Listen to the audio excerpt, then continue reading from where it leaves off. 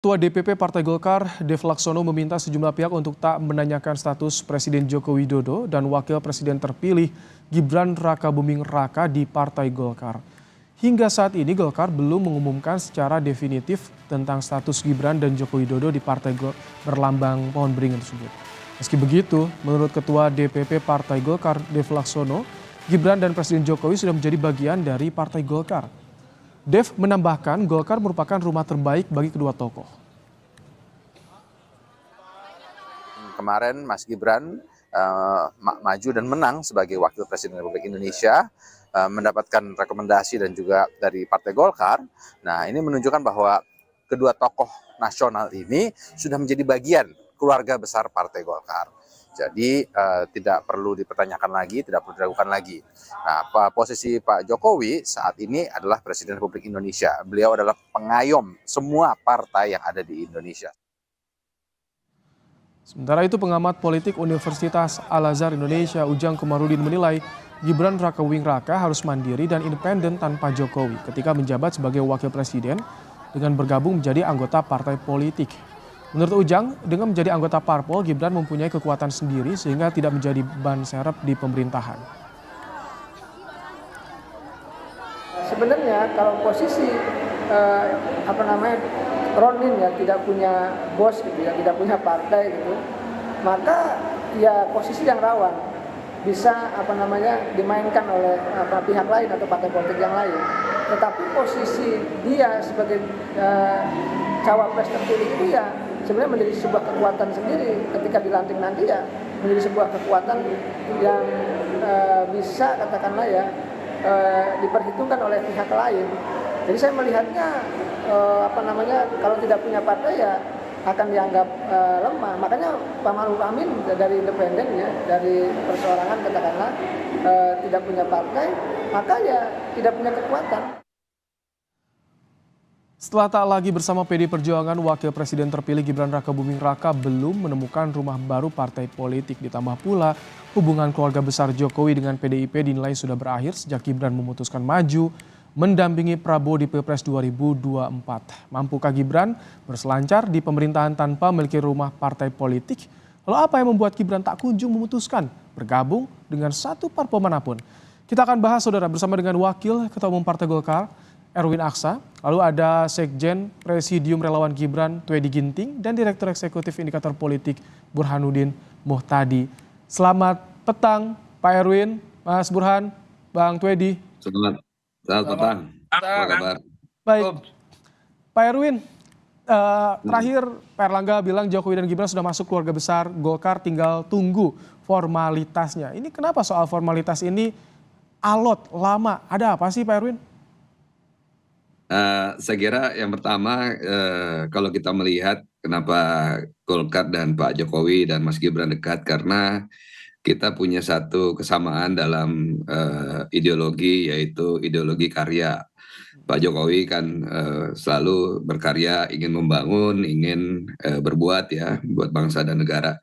Sama juga dengan Mas Gibran ya, kemarin di Halal Bihalal Golkar Solo Mas Gibran datang ya, dan saya kira cukup dekat. Saya kira kalau kita berbicara urusan formalitas itu berarti urusan KTA, urusan kedudukan dan sebagainya.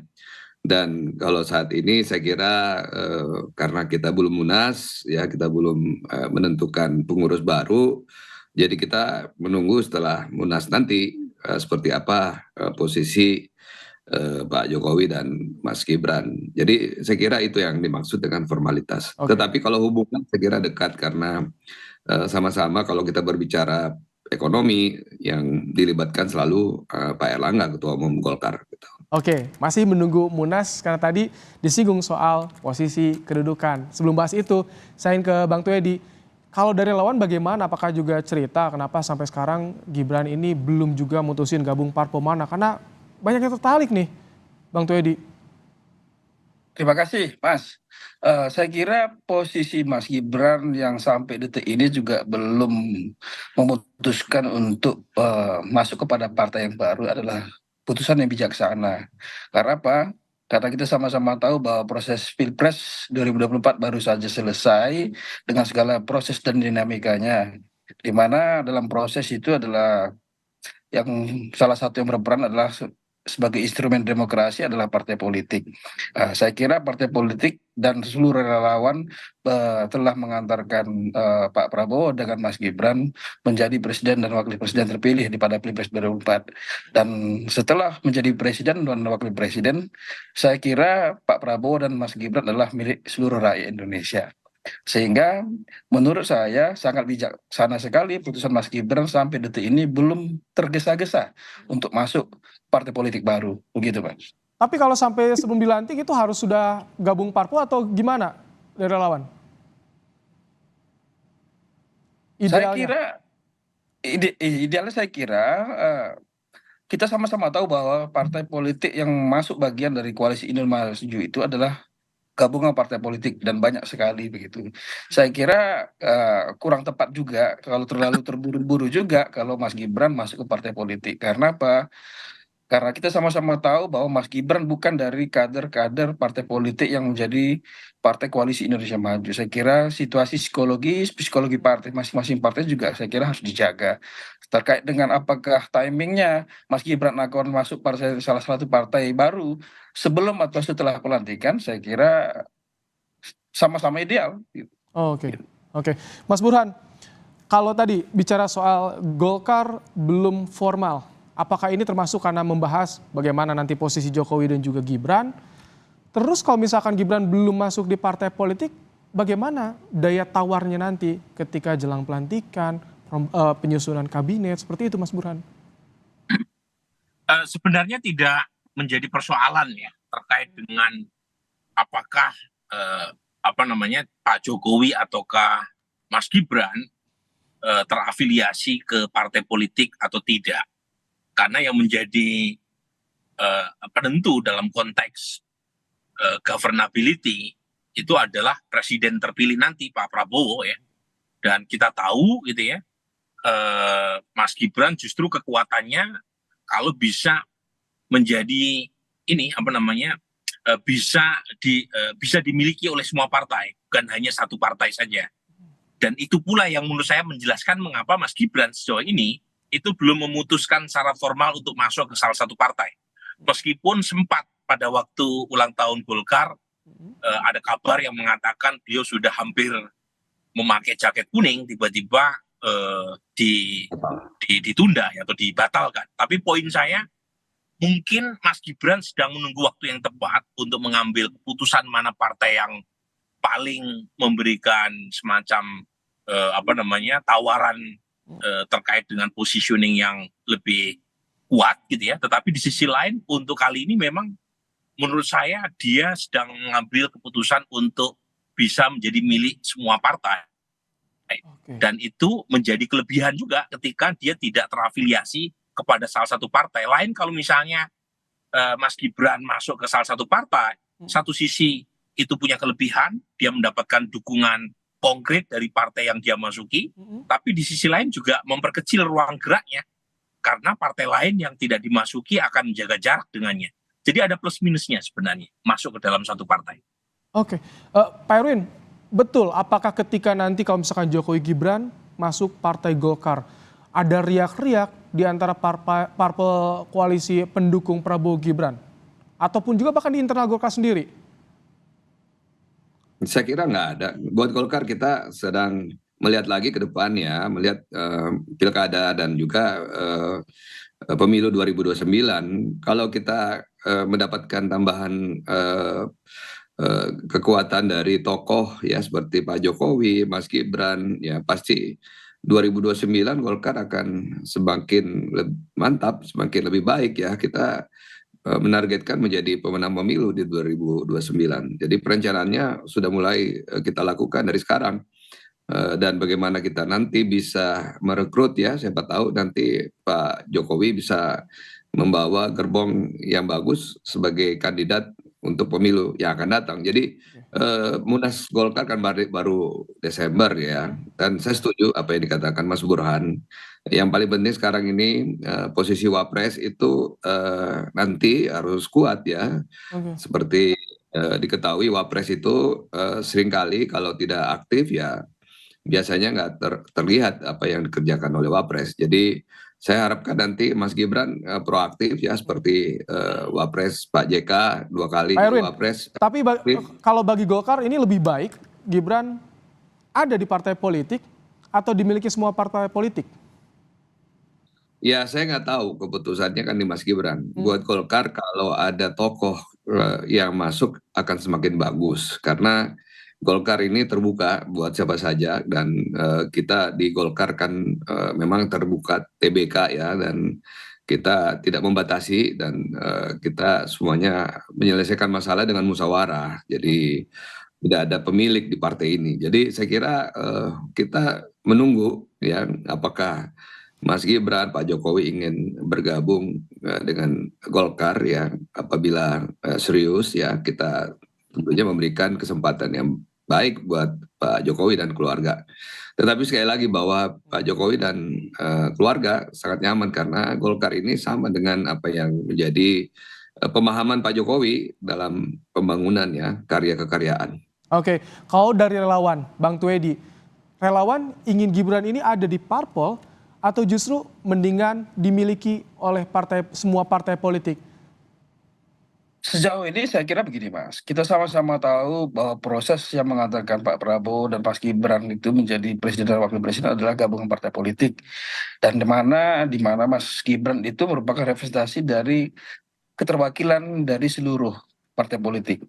Nah, saya kira psikologi partai politik ini harus dijaga hari ini ya, jangan sampai ada ketersinggungan satu sama lain. Sehingga kami memandang bahwa sejauh ini dan dalam waktu yang dekat ini juga Mas Gibran saya kira tetap menempatkan posisi di semua partai politik sehingga dapat berkomunikasi dengan leluasa, mengayomi semua partai politik dan bisa juga menjadi jembatan komunikasi di antara semua partai politik yang ada di Koalisi Indonesia Maju. Oke, Kami tetap mengarahkan posisi itu, Mas. baik. Ada beberapa parpol, PAN sebut saja, Golkar yang tertarik untuk bisa menarik Jokowi dan juga Gibran. Lalu apa daya tawar atau yang ditawarkan Golkar agar Jokowi dan Gibran tertarik gabung? Kita akan bahas usai jeda, tetap bersama kami.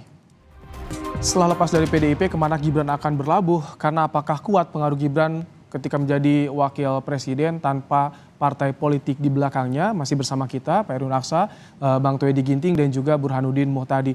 Mas Burhan, kalau misalkan tadi meminjam kata dari Pak Ujang Komarudin soal Gibran harus mandiri agar tidak jadi ban serepnya Prabowo. Apa yang harus dilakukan oleh Gibran agar tidak jadi ban serepnya Prabowo nih menurut Anda, Mas Burhan? Secara konstitusional, Wapres itu tidak punya kewenangan yang tinggi ya kalau kita merujuk pada Undang-Undang Dasar 45. Tetapi saya paham maksud yang disampaikan oleh Pak Ujang. Ada saran Mas Gibran punya semacam posisi tawar yang cukup lumayan kalau misalnya beliau punya partai politik. Nah pertanyaannya, partai politik yang ada menyediakan tanda kutip semacam kompensasi posisi seperti apa? Kalau hanya sekedar sebagai pengurus atau anggota apalagi tanpa kewenangan yang tinggi, tentu juga tidak punya nilai besar buat Mas Gibran untuk masuk ke partai yang bersangkutan. Kecuali misalnya dia masuk ke dalam suatu partai dengan kewenangan yang besar, punya remote control. Dan ini juga berlaku buat Pak Jokowi. Karena bagaimanapun Pak Jokowi presiden pertama, di mana presiden setelah nanti menyelesaikan masa jabatannya, beliau tidak punya partai politik. Ini berbeda dengan Gus Dur ya, dengan PKB-nya, Pak SBY dengan Demokratnya, dan Ibu Mega dengan PD Perjuangannya. Jadi ini baru kali pertama. Dan biasanya kalau misalnya tidak punya cantolan partai politik, itu memang secara posisi tawar agak merepotkan. Nah, tetapi pertanyaannya partai politik yang mana yang mampu memberikan semacam tanda kutip barter ya, yang setimpal buat Pak Jokowi atau Mas Gibran untuk berkiprah setelah 2024 ya, pasca 20 Oktober nanti. Nah ini yang sampai sekarang belum jelas. Dan karenanya sepertinya Mas Gibran masih wait and see. Karena memang belum ada tawaran yang Mas Burhan, jelas. jadi kalau untuk saat ini memang posisi tawar Gibran masih kuat karena masih ada Jokowi di belakangnya. Tapi setelah pelantikan nanti itu bisa lain ceritanya. Itu. Jadi poin saya di situ. Jadi sekarang Pak Jokowi masih menjadi presiden. Oke. Baik, Bang Tuedi, bagaimana Anda melihat soal ini? Kalau sekarang masih ada Jokowi di belakang Gibran kuat, tapi setelah Jadi pelantikan setelah itu apa yang bisa menjadi semacam bargaining position buat Mas Gibran? Oke. Salah satunya adalah approval rating sebagai cawapres. Apakah lebih tinggi dibanding Kiai Ma'ruf Amin sekarang atau tidak? Oke. Populer atau tidak? Yang berikutnya misalnya apakah punya cantolan partai politik atau tidak? Nah itu salah satu yang bisa menjadi semacam pertimbangan buat Mas Gibran untuk memutuskan apakah akhirnya berlabuh ke partai atau tidak. Oke, Bang Tuedi, kalau saat ini posisi tawar Gibran kuat karena masih ada sosok Jokowi, tapi setelah pelantikan belum tentu. Bagaimana Anda melihat soal ini, Bang Tuedi? Yang pertama adalah Mas Gibran adalah figur anak muda yang punya kepemimpinan dan track record kinerja yang sangat baik. Sehingga kami sangat berkeyakinan sebagai wakil presiden terpilih akan mampu melakukan kerja-kerja bagi bangsa ini. Itu yang pertama. Yang kedua, kita sama-sama mengetahui bersama bahwa Pak Prabowo juga sudah berkomitmen dari awal akan memberikan porsi kinerja yang besar kepada Mas Gibran. Saya kira kolaborasi antara Pak Prabowo dan Mas Gibran akan menjadi kepemimpinan duit tinggal yang baru buat Indonesia yang mampu membangun bangsa Indonesia lebih maju. Sehingga dari demikian, saya sangat pesimis bila ada isu yang akan memprediksi Mas Gibran menjadi ban serep dalam pemerintahan yang baru nanti. Begitu. Saya optimis bahwa Mas Gibran dan Pak Prabowo akan sama-sama menonjol kinerjanya di hadapan publik dan di pemerintahan. Oke. Gitu, Mas. Pak Erwin, bagaimana apa yang ditawarkan Golkar kepada keluarga Jokowi, kepada Jokowi dan juga Gibran? Ya, saya kira kita menunggu saja keputusan kan ada di keluarga Pak Jokowi sendiri ya. Bagi Golkar kita akan sangat terbantu dan mendapatkan suatu tokoh besar seperti Pak Jokowi yang endorsementnya tinggi kepada sebuah partai atau tokoh ya, dan popularitasnya tinggi atau ratingnya tinggi. Jadi itu akan membuat Golkar juga memiliki nanti kekuatan yang baik ke depan di 5 tahun yang akan datang. Artinya soal posisi, misal posisi ketua umum itu yang jadi pertimbangan, Pak Erwin? Ketua umum syaratnya tidak gampang ya, tidak mudah. Butuh perubahan anggaran dasar dan anggaran rumah tangga, dan itu membutuhkan energi yang besar ya, tidak mudah untuk dilakukan. Tetapi banyak posisi-posisi ke depannya, bisa dewan penasehat dan sebagainya. Tapi sekali lagi kemana Pak Jokowi akan berlabuh ya, apakah beliau ingin berkarir di politik 5 tahun ke depan, demikian juga Mas Gibran. Karena ini juga kesempatan buat Mas Gibran 5 tahun ke depan kan juga tentunya memperlihatkan kinerjanya, dan 5 tahun yang akan datang akan dinilai lagi oleh masyarakat. Ya, saya kira pasti partai politik sebagai alat untuk mendapatkan tiket itu penting sekali.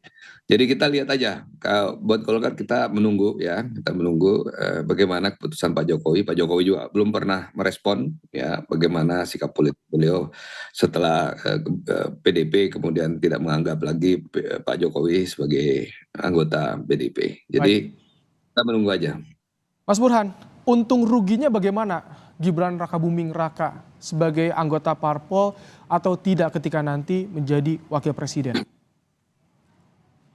Sebenarnya tadi saya sudah indikasikan ya, keuntungannya kalau misalnya Mas Gibran tidak terafiliasi kepada partai politik, itu beliau lebih lincah dalam bergerak karena tidak terkoneksi atau terafiliasi dengan satu partai, dan akseptabilitasnya baik di tingkat elit maupun di tingkat publik bisa lebih tinggi karena dia tidak dikotak-kotakan bajunya ke salah satu partai saja.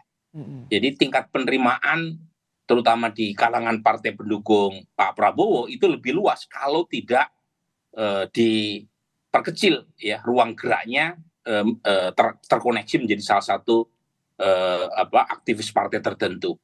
Nah, tetapi kekurangannya kalau tidak punya partai adalah tidak ada satupun kekuatan politik formal yang akan memproteksi Mas Gibran secara politik secara total. Karena beliau bukan bagian dari keluarga besar partai politik tertentu. Beda kalau misalnya dia terafiliasi dengan satu partai tertentu, kalau misalnya ada persoalan terkait dengan kontestasi politik dengan elit tertentu atau dengan pihak lain, maka dia akan mendapatkan proteksi politik secara maksimal. Nah, kalau misalnya menjadi pemain non-partisan, maka satu-satunya yang bisa menjadi penguat bargaining position Mas Gibran adalah popularitas di tingkat publik. Nah, kalau misalnya popularitas publik tidak maksimal, saat yang sama juga tidak punya cantolan politik, itu kerugiannya menjadi ganda.